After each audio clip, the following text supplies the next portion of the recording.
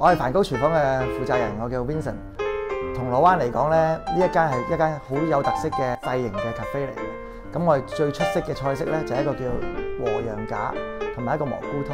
和羊架咧，我哋係用澳洲嘅谷治和羊架嚟整嘅。咁所以咧，佢嘅脂肪分布平均啦，同埋味道好好食嘅呢個。咁另外蘑菇湯咧，就係用八中同蘑菇蛋。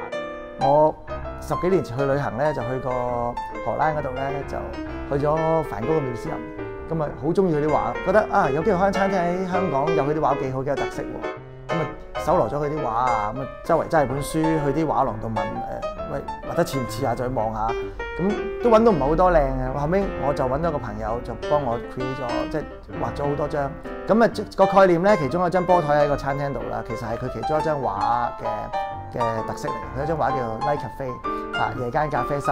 咁啊，呢張畫嘅顏色咧就係用呢隻棗紅色加埋佢張波台喺度。咁咧，其實我咧想俾個客人咧，令佢哋嘅眼睛啊、舌頭啊，都係有個好好嘅用餐感受。